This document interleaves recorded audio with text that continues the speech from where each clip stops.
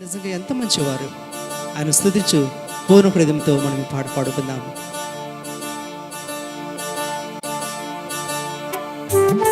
మన ప్రభువు మన చింతలన్నింటినీ తొలగించే దేవుడు, మనకు తోడుగాను నిండుగాను ఉండే దేవుడు. ఆయన స్తుతించి ఎంత మంచి దేవుడు అయ్యా అని పాడుకుందాం. అందరం పూర్ణ హృదయంతో పాడుకుందాం.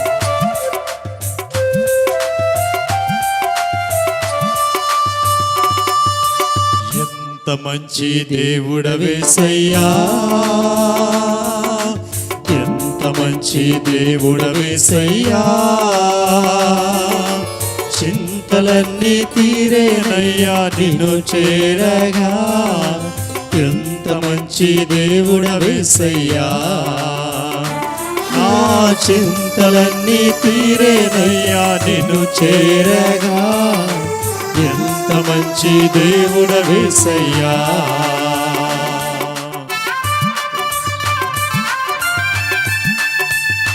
పాపపు భారముతోటి వేదనతోనూ నశించిపోతున్న మనిషిని ప్రేమించి క్షమించి రక్షించిన దేవుని చూసి మన ప్రభు స్తుతించి పాడుకుందాం.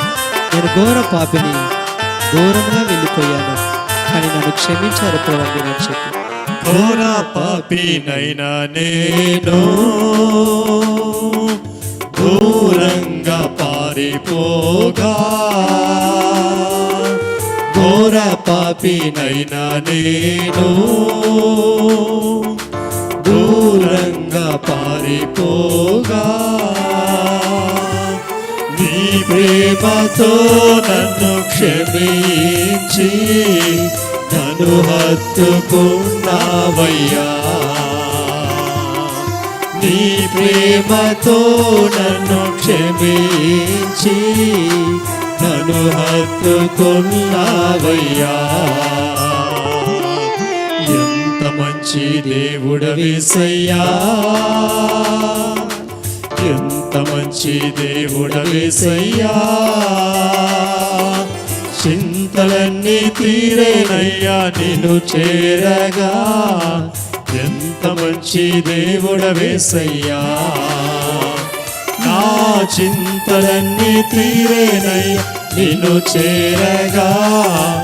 ఎంత మంచి దేవుడవేసయ్యా. జీవితంలో కొన్ని సందర్భాలలోని అన్నిటినీ కోల్పోయే పరిస్థితులు మనకు కనబడుతూ ఉంటాయి.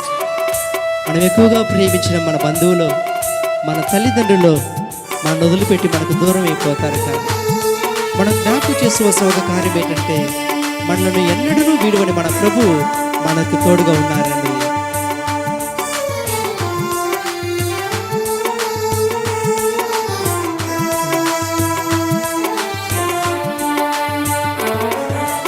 నాకున్న వారందరూ నన్ను విడచిపోయినను, నాకున్న వారందరూ నన్ను విడచిపోయినను, ఎన్నెన్నో ఇబ్బందులకు గురి చేసినను నన్ను నీవు విడువలేదయ్యా. ఎన్నెన్నో ఇబ్బందులకు గురి చేసినను నన్ను నీవు విడువలేదయ్యా. ఎంత మంచి దేవుడవేసయ్యా, ఎంత మంచి దేవుడవేసయ్యా, చింతలన్నీ తీరేనయ్యా నిన్ను చేరగా. ఎంత మంచి దేవుడవేసయ్యా, నా చింతలన్నీ తీరేనయ్యా నిన్ను చేరగా. ఎంత మంచి దేవుడవేసయ్యా. దేవుని వాక్యం సెలవిస్తుంది, ఒక మనుషుడు భూమి అంతటి వారు సంపాదించుకొని తన ఆత్మను రక్షించుకోలేకపోతే తనకి ఏం ప్రయోజనము అని. కనుక మన జీవితంలో ఒక ఆశ ఉండాలి, నా ఆత్మ ప్రభు సన్నిధికి చేరాలని చెప్పి. కనుక ప్రభుత్వం మనం చూద్దామా, ఈ లోకంలో నేను మీరు లేకుండా బ్రతకలేను ప్రభా, మీతోటి నేను పరలోకానికి చేరాలనేది నా కోరిక. అలాంటి తగిన జీవితం జీవించటకు నాకు సహాయం చేయండి ప్రభు అని ప్రాణపూర్వకంగా పాడుకుందాం. నీవు లేకుండా నేను ఈ లోకంలో బ్రతకాలేనయ్యా, నీవు లేకుండా నేను ఈ లోకంలో బ్రతకాలేనయ్యా, నీతో కూడా ఈ లోకంలో ఉండి పరలోకం చేరదనేసయ్యా,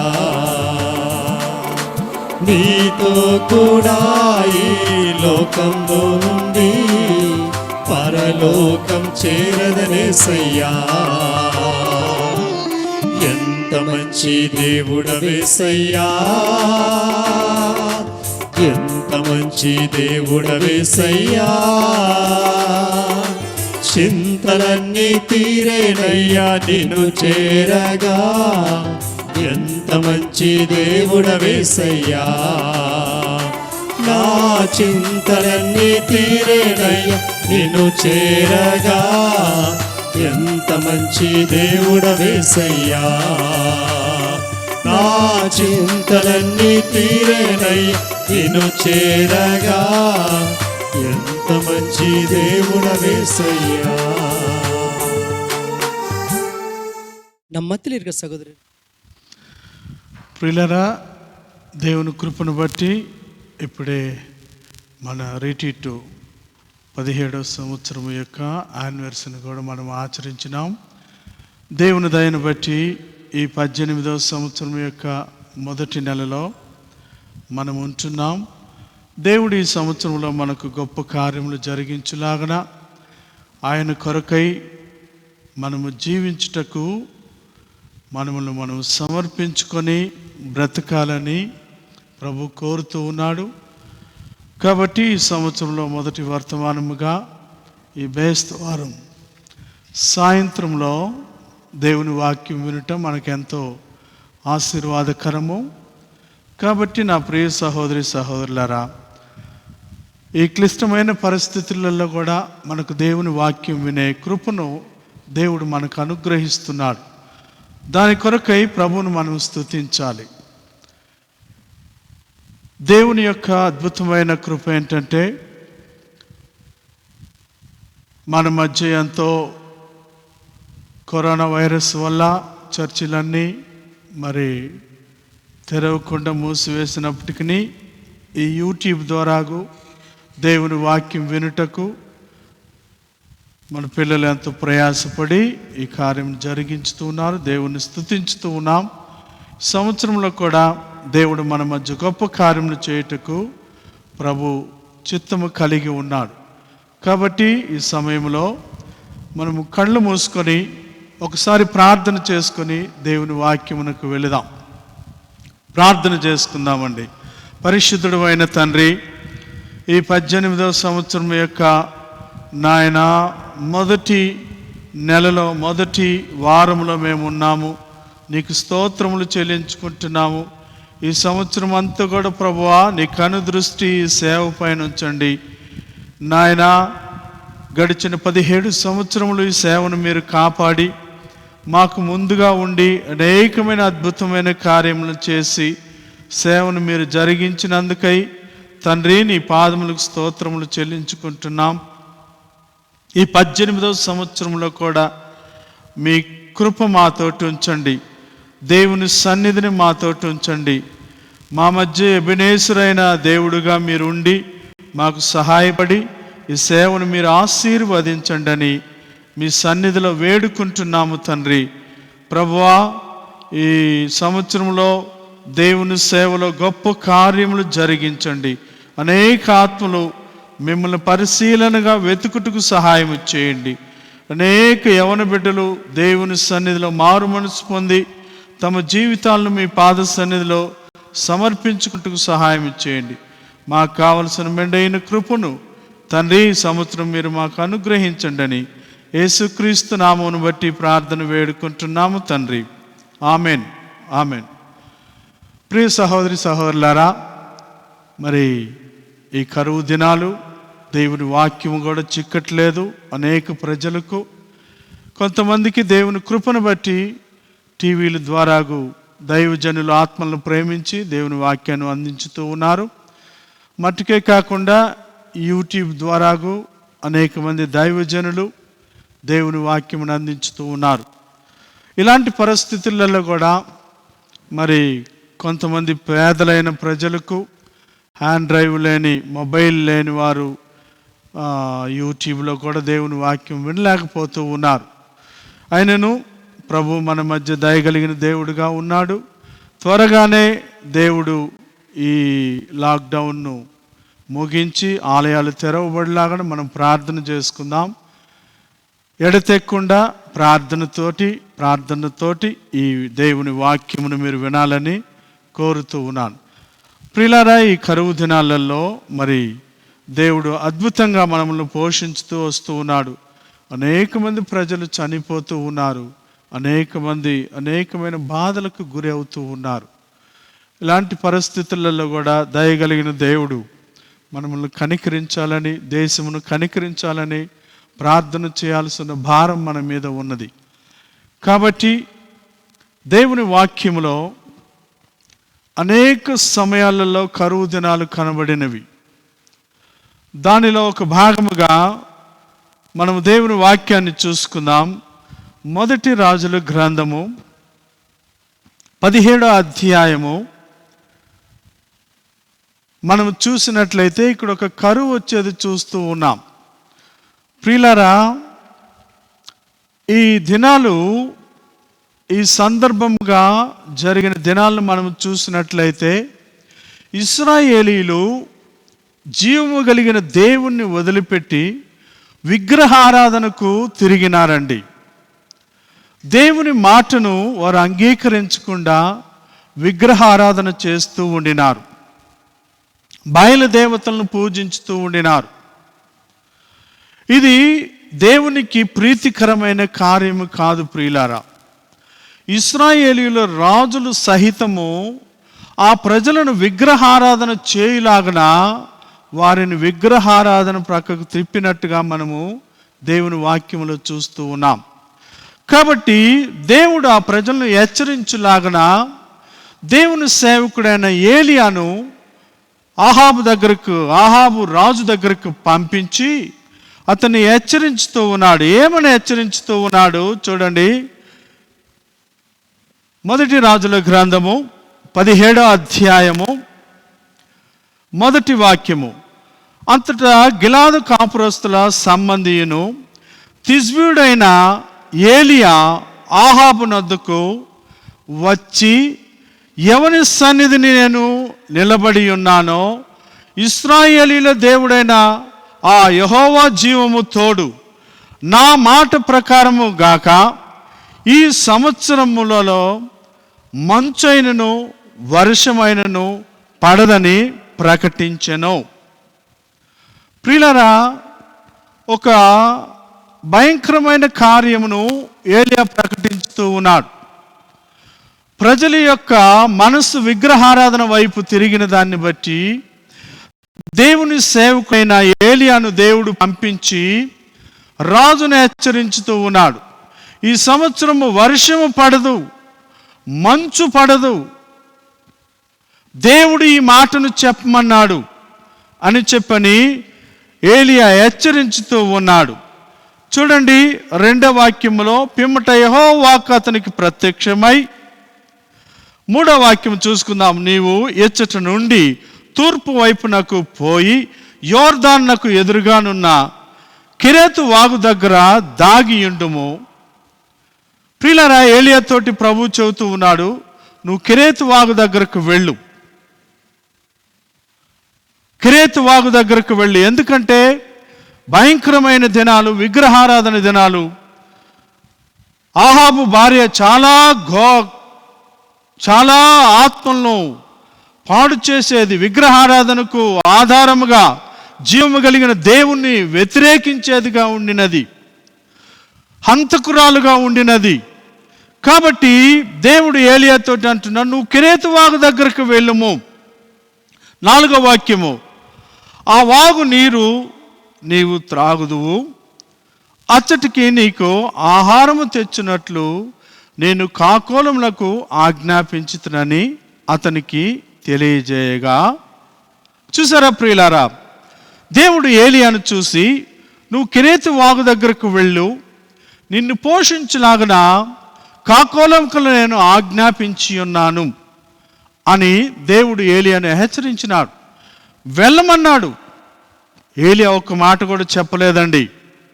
దేవుడు చెప్పిన మాటకు అక్షరాలు లోబడినాడు. ఆ కెరేతు వాగు దగ్గరకు వెళ్ళినాడు. అతడు ప్రార్థన చేస్తూ దేవుని మాట ప్రకారంగా ఆ వాగు దగ్గరనే నిలబడి ఉండినాడు. అక్కడ జరిగిన కార్యం ఏంటంటే ప్రియులారా, దేవుని మాటను అక్షరాలు లోబడిన దాన్ని బట్టి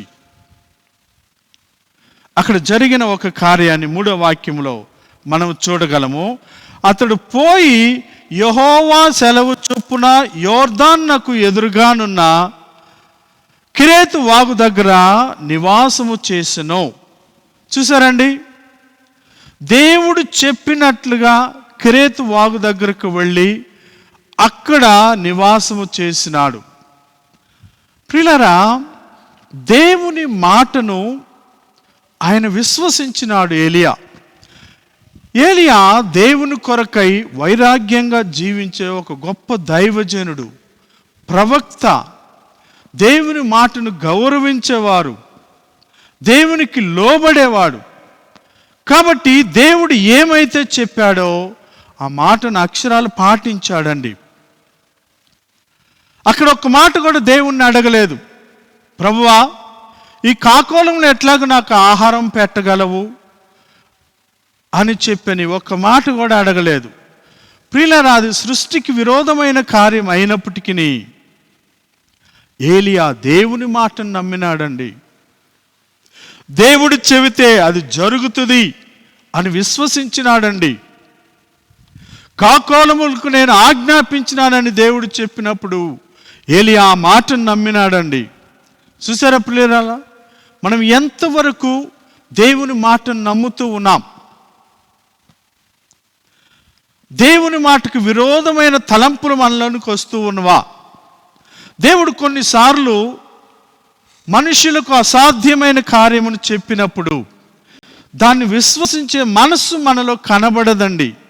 ఎంత భక్తి ఉన్నప్పటికీ దేవుని మాటను నమ్మేంత విశ్వాసములోకి మనం పెరగకపోతే మన జీవితాలలో ఆశీర్వాదాలు కనబడవు ప్రియులారా. ఏలియా అయితే దేవుని మాటను అక్షరాలు నమ్మినాడు. కెరేతు వాగు దగ్గరకు వెళ్ళినాడు. అక్కడ జరిగిన కార్యం ఏంటంటే చూడండి 6వ వాక్యంలో, అక్కడ కాకోలములు ఉదయమందు రొట్టెను మాంసమును అస్తమయమందు రొట్టెను మాంసమును అతని యొద్దకు తీసుకొని వచ్చుచుండెను. అతడు వాగు నీరు త్రాగుచూ వచ్చెను. చూసారండి, దేవుడు చెప్పిన మాట నెరవేరింది ప్రియులారా.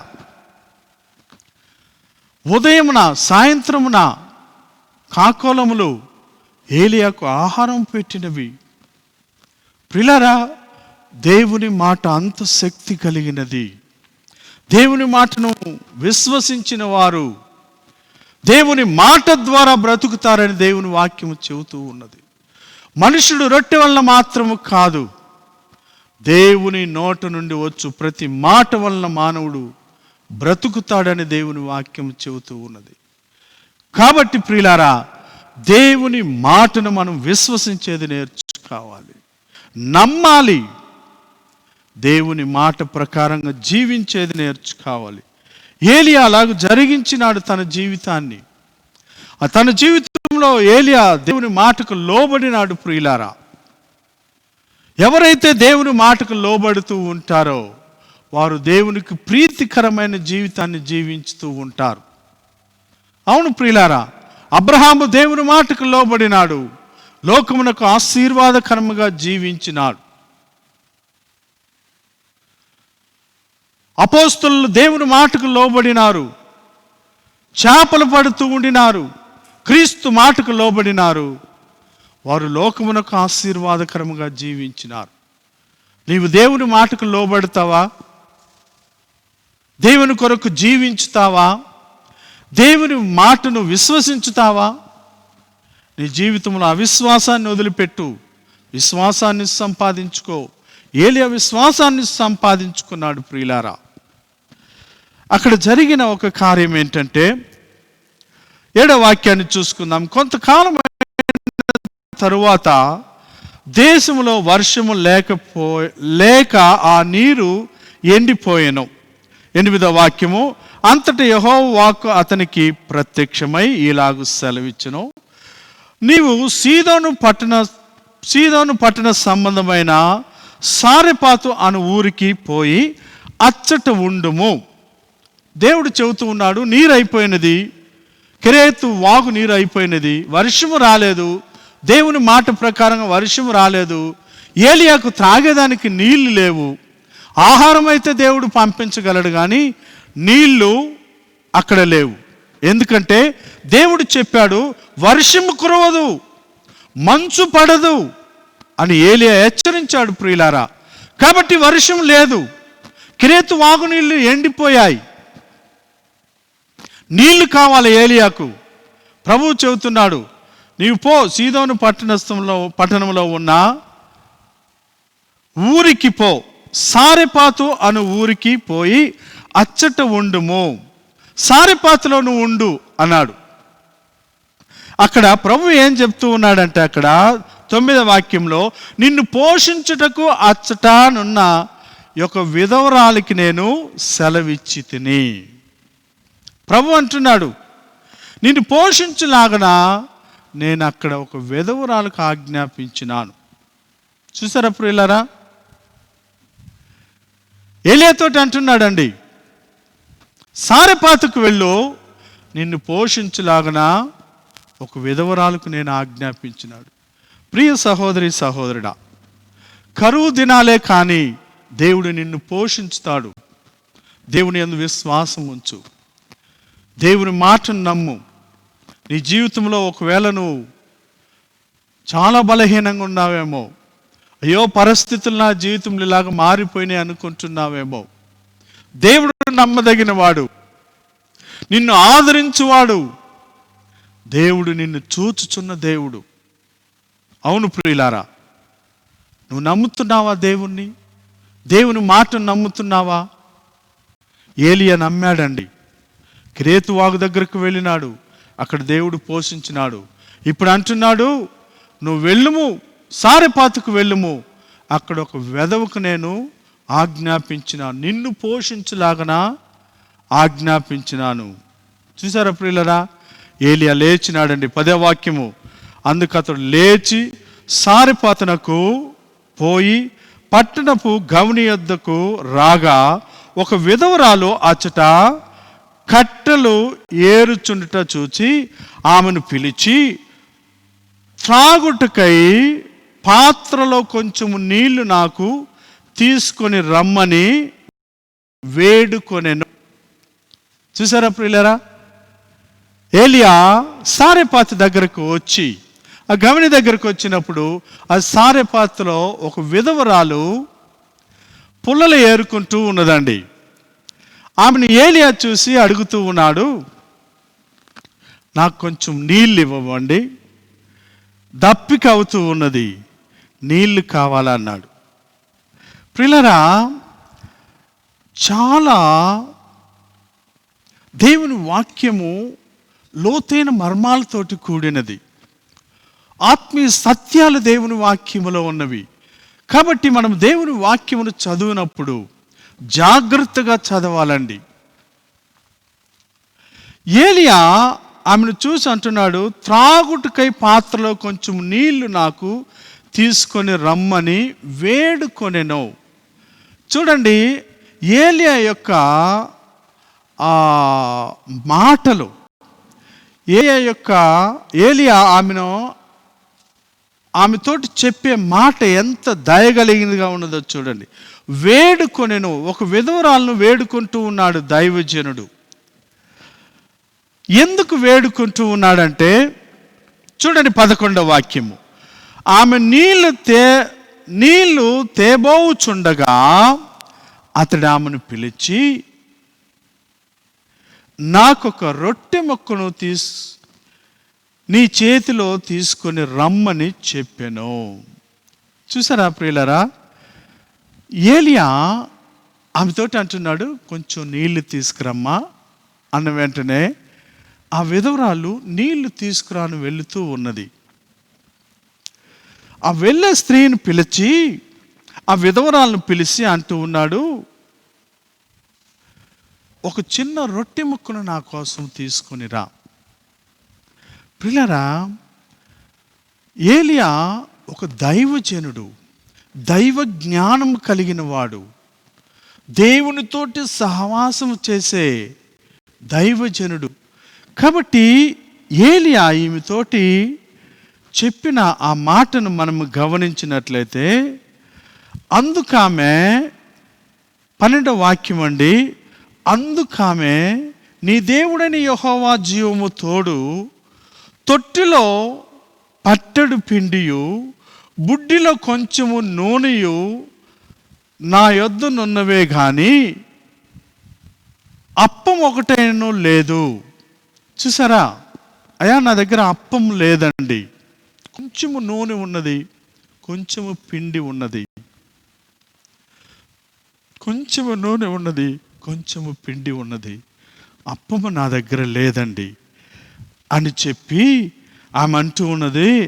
ఆమె చావక ముందు నేను ఇంటికి పోయి వాటిని నాకును నా బిడ్డకును సిద్ధము చేసుకున్న వల్లని కొన్ని పుల్లలు ఏరుటకై వచ్చి తినను. ప్రియులారా, ఇక్కడ మనం చూసినట్లయితే వేదనతోటి కూడిన ఒక కార్యం. దేవుడు చెప్పాడు, సారెపాతుకు వెళ్ళు, అక్కడ ఒక విధవరాలకు నేను ఆజ్ఞాపించి ఉన్నానని. సారెపాతుకు వచ్చిన ఏలియా ఆ విధవరాలను కలుసుకున్నప్పుడు ఆ విధవరాల దగ్గర నుంచి వచ్చే ఆ జవాబు చూసినట్లయితే ఆమె అంటూ ఉన్నది, అయ్యా అప్పం లేదండి, కొంచెము పిండి ఉన్నది, బుడ్డిలో కొంచెము నూనె ఉన్నది, అది కూడా మేము చావక ముందు వాటిని సిద్ధపరచుకొని నేను నా బిడ్డను తిని చనిపోవాలని సిద్ధముగా ఉన్నాం. నా సహోదరి సహోదరుడా, నీ పరిస్థితి ఏమో నాకు తెలియదు, కానీ దేవుడు నిన్ను ఆదరించే దేవుడుగా ఉన్నాడు. నువ్వు దిగులు పడవద్దు, భయపడవద్దు. నాకు ఏ ఆధారం లేదనుకుంటున్నామేమో, దేవుడు నిన్ను ఆదరించే దేవుడుగా ఉన్నాడు.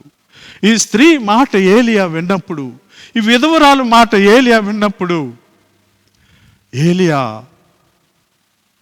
అదిరిపోయినాడు. చూసారా, అయ్యో ఎంత వేదనతోటి కూడిన కార్యం. కరువు దేశం పైన ఉన్నది, కరువు ద్వారా ఆహారం లేకుండా పోయినది.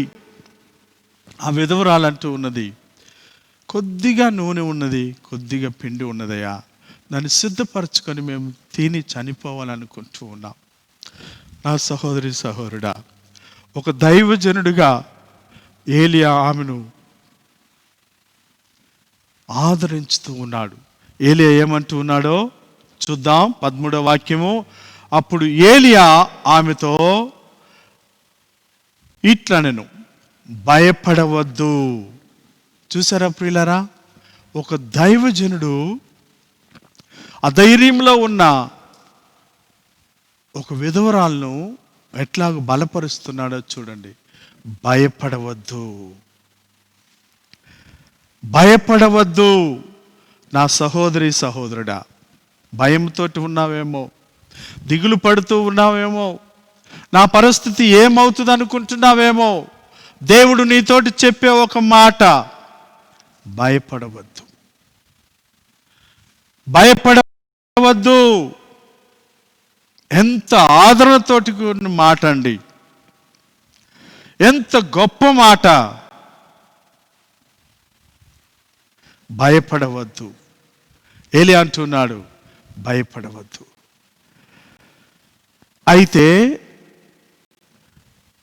ఏలియా ఆమెతో అంటున్నాడు, పోయి నీవు చెప్పినట్లు చేయుము, అయితే అందులో నాకు ఒక చిన్న అప్పము మొదట చేసి నా యొద్దకు తీసుకొని రమ్ము, తరువాత నీకును నీ బిడ్డకును అప్పములు చేసుకొనుము. మొట్టమొదట నాకు ఒక చిన్న అప్పమి. ప్రియులరా, ఏలియా ఆ విధవరాలతో అంటున్నాడు, కొద్దిగా నాకు చిన్న అప్పం మొట్టమొదట నా దగ్గర తీసుకొనిరా. దేవుడు ఇదేనండి నీ దగ్గర చూసేది. మొట్టమొదట దేవుని నీతిని, ఆయన రాజ్యాన్ని వెతకాలని దేవుడు కోరుతూ ఉన్నాడు. విశ్వాసమైన నీవు, దేవుని వాక్యం వింటున్న నీవు, దేవుని మందిరానికి వెళ్ళుచున్న నీవు, క్రైస్తవుడు అని చెప్పుకుంటున్న నీవు, మొట్టమొదట దేవుని నీతిని, రాజ్యాన్ని వెతుకుతున్నావా? ఆయన కొరకు జీవించుతున్నావా? ఆయనలో జీవించుతున్నావా? నీ జీవితం ఎలాగున్నది పరిశోధన చేసుకో. దేవుడు ఆయన నీతిని, ఆయన రాజ్యాన్ని వెతుకు. నీకేమి కావాలో నేను ఇస్తానని ప్రభువు చెబుతూ ఉన్నాడు. ఏలియా ఈ విధవరాలతో అంటున్నాడు, మొట్టమొదట ఒక చిన్న అప్పము తీసుకొని నా దగ్గరికి రా. దాని తర్వాత ఏం జరుగుతుంది అని ఏలియా చెబుతున్నాడంట ఆ స్త్రీతోటి. చూడండి 14వ వాక్యము, భూమి మీద యెహోవా వర్షము కురిపించు వరకు ఆ తొట్టిలో ఉన్న పిండి తక్కువ కాదు, బుడ్డిలో నూనె అయిపోదని. 15వ వాక్యము, ఇశ్రాయేలీయుల దేవుడైన యెహోవా సెలవిచ్చుచున్నాడు అనెను. చూసారా ప్రియులారా, ఈ స్త్రీ, ఈ విధవరాలకు దేవుడు యెహోవా ఆజ్ఞ ఇయ్యలేదు, కానీ ఇక్కడ ఏలియా చెబుతూ ఉన్నాడు, ఇశ్రాయేలీయుల దేవుడని యెహోవా సెలవిచ్చి ఉన్నాడు అనెను. అంతటా ఆమె వెళ్ళి ఏలియా చెప్పిన మాట చొప్పున చేయగా అతడును ఆమె ఇంటి వారును అనేక దినములు భోజనము చేయుచు వచ్చిరి. చూసారా ప్రియులారా, ఏలియా యెహోవా మాటను ఆ స్త్రీతోటి చెబుతూ ఉన్నాడు. నేను దేవుని సేవకునిగా నీతోటి చెబుతూ ఉన్నాను అంటున్నాడు స్త్రీతోటి. భూమి మీద వర్షము కురిసేంత వరకు తొట్టిలో పిండి అయిపోదు, బుడ్డిలో నూనె తగ్గిపోదు.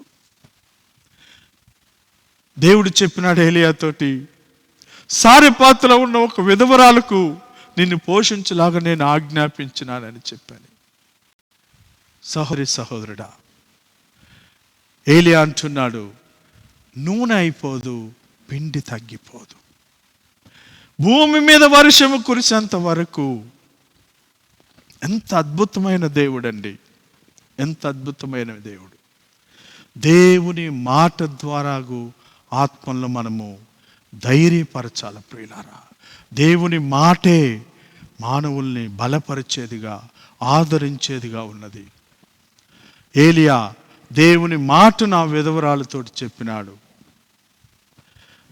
బుడ్డిలో నూనె అయిపోదు, తొట్టిలో ఉండే పిండి తరగదు.